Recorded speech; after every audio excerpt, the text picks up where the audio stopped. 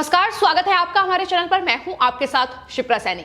पश्चिम बंगाल में छठे चरण की वोटिंग आज जारी है और सुबह से ही पश्चिम बंगाल में इन 43 सीटों पर जो वोटिंग हो रही है, पोलिंग बूथ के बाहर लंबी लंबी कतारें लगी हुई हैं। लगातार लोग घरों से बाहर निकल रहे हैं और मतदान कर रहे हैं। तो आपको बता दें, 5 चरण की वोटिंग पहले पश्चिम बंगाल में हो चुकी है। आज छठे चरण का मतदान पश्चिम बंगाल की 43 सीटों पर हो रहा है, जिसमें एक बार फिर से असल परिवर्तन की लहर कहीं ना कहीं पश्चिम बंगाल में देखने को मिल रही है। पोलिंग बूथ के बाहर लंबी लंबी कतारें ये बता रही हैं कि किस तरीके से पश्चिम बंगाल की जनता इस बार असल परिवर्तन चाहती है। लेकिन वहीं टीएमसी के पोलिंग बूथ एक बार फिर से खुद की कहानी को बयां कर रहे हैं, खुद की कहानी दोहराते नजर आ रहे हैं।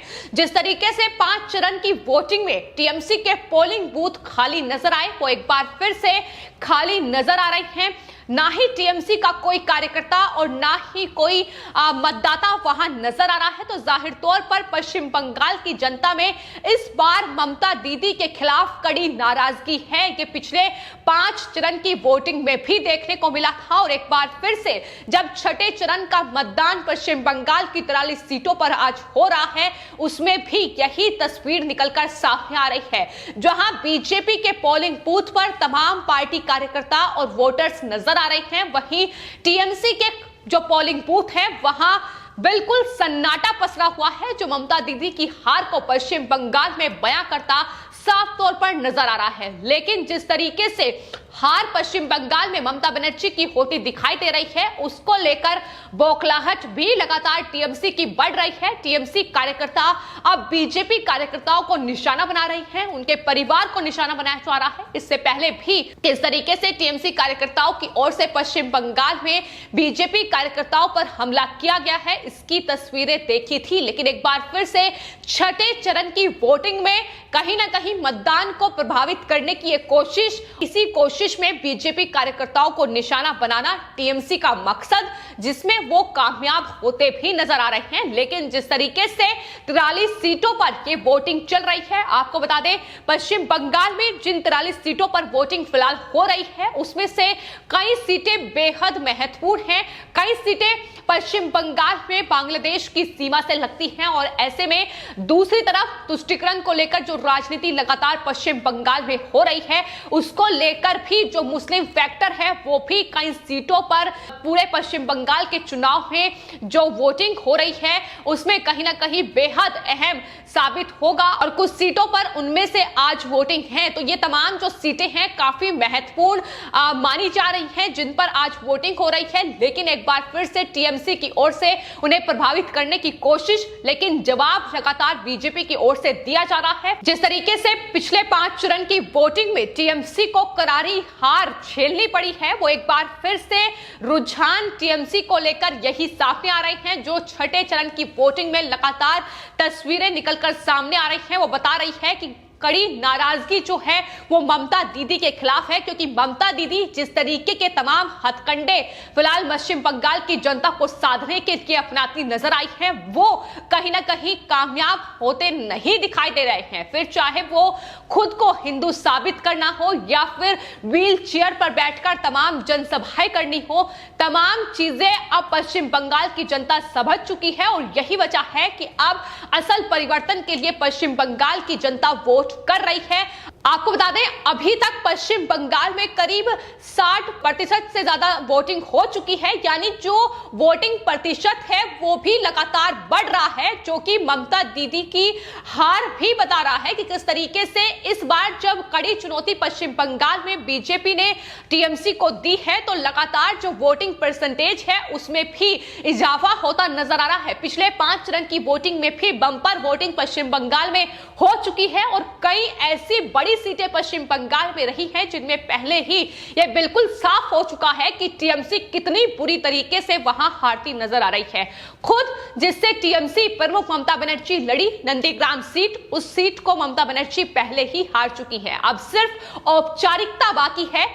नतीजा आने में, लेकिन जिस तरीके की तस्वीरें वहां से निकलकर सामने आई वो बता रही है कि इस बार 10 सालों के शासन के बाद पश्चिम बंगाल में परिवर्तन होकर रहेगा और यही डर लगातार ममता बनर्जी को सता रहा है। तो फिलहाल छठे चरण की वोटिंग में भी टीएमसी के बूथों पर सन्नाटा पसरा हुआ है, जो एक बार फिर से ममता बनर्जी की हार को बयां कर रहा है। लगातार पश्चिम बंगाल की जनता इन 43 विधानसभा सीटों पर जो जनता है वो लगातार पश्चिम बंगाल में बदलाव के लिए इस बार वोटिंग कर रही है। और आपको बता दें, दिनाजपुर जो कि बेहद महत्वपूर्ण कहीं ना कहीं एक विधानसभा क्षेत्र है, दिनाजपुर की 9 सीटों पर मतदान हो रहा है और उसी क्षेत्र में पश्चिम बंगाल की मुख्यमंत्री ममता बनर्जी रैली को संबोधित भी कर रही है। हालांकि पश्चिम बंगाल में ममता बनर्जी की ओर से कोई रैली नहीं होगी, इसका ऐलान वो कर चुकी हैं, लेकिन बावजूद इसके किस तरीके से झूठ पर ही राजनीति करना टीएमसी का मकसद है।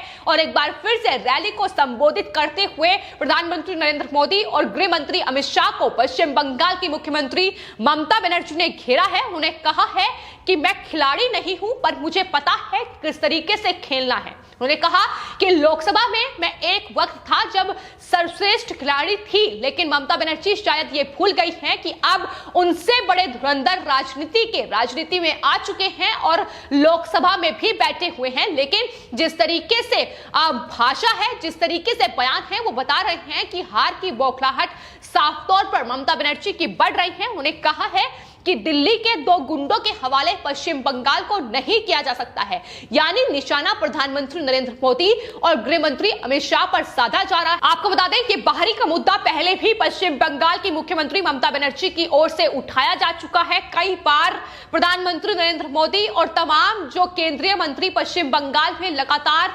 बीजेपी के मिशन बंगाल के तहत वहां चुनावी रैलियां कर रहे हैं, लगातार चुनावी कैंपेन अपना कर रहे हैं। उसको लेकर कई बार वो निशाना साध चुकी हैं कि दरअसल बाहरी लोग पश्चिम बंगाल पर राज नहीं कर सकते हैं, लेकिन सच्चाई ये है कि पश्चिम बंगाल में ही जन्मी ममता बनर्जी किस तरीके से पश्चिम बंगाल की ही जनता के साथ विश्वासघात कर रही है, किस तरीके से पश्चिम बंगाल को उन्होंने खोखला अपने पिछले 10 सालों के शासनकाल में बनाया है, किस तरीके से पश्चिम बंगाल की जनता त्रस्त नजर आई है। अब उसका जवाब पश्चिम बंगाल में इस बार विधानसभा चुनाव में ममता बनर्जी को दिया जा रहा है। जब बीजेपी ने अपना बिगुल कहीं ना कहीं चुनावों का फूका, तो वहां पश्चिम बंगाल की जनता को यह बताने की पुरजोर कोशिश की कि आखिर वो किस तरीके से बेहाल है, किस तरीके से पश्चिम बंगाल में केंद्र की तमाम योजनाएं जिसका लाभ पूरा देश उठा रहा है, लेकिन पश्चिम बंगाल की मुख्यमंत्री ममता बनर्जी ने उन्हें तमाम योजनाओं से वंचित रखा है। वो लगातार जो रोहिंग्या हैं उन्हें तवज्जो दे रही हैं, उनके लिए लगातार डिटेंशन सेंटर बनाए जा रहे हैं, उन्हें लगातार बसाने का काम पश्चिम बंगाल में ममता बनर्जी की ओर से किया जा रहा है। इसके अलावा आपको बता दें, मुस्लिम तुष्टीकरण की राजनीति किस तरीके से पिछले 10 सालों के शासन में ममता बनर्जी की ओर से की गई है, इसका मुद्दा भी पश्चिम बंगाल में बीजेपी की ओर से जोर शोर से उठाया गया है। और भ्रष्टाचार में जिस तरीके से टीएमसी डूबी हुई है, उसको उजागर करने का काम इस बार पश्चिम बंगाल में अपने मिशन बंगाल के तहत बीजेपी ने किया है। तो यही तमाम मुद्दे हैं जिसका जिक्र बीजेपी की ओर से किया गया। कटमनी से लेकर दुर्गा पूजा पर प्रतिबंध, ये तमाम चीजें जनता को बताने की कोशिश और उन तमाम कोशिशों के बाद ही ये बदलाव इस बार पश्चिम बंगाल में नजर आ रहा है। ये दूसरी उलट तस्वीर बिल्कुल पश्चिम बंगाल की दिखाई दे रही है।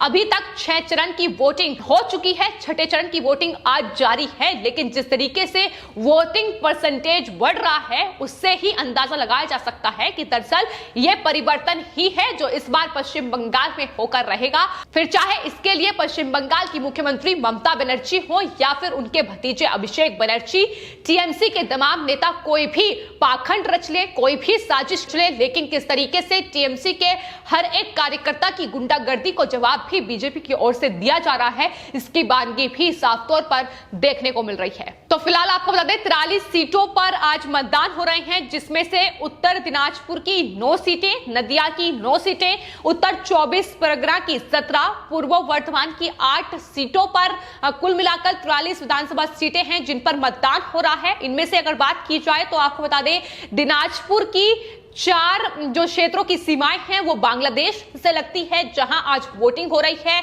और पहले ही पश्चिम बंगाल में जिस तरीके से चुनावी कैंपेन प्रधानमंत्री नरेंद्र मोदी की ओर से हो चुका है, तमाम चीजों का जिक्र किया गया है। बांग्लादेश की यात्रा भी प्रधानमंत्री नरेंद्र मोदी कर चुके हैं। तो ये तमाम चीजें हैं जिसका फायदा इस बार पश्चिम बंगाल के विधानसभा चुनाव में बीजेपी को मिलने जा रहा है।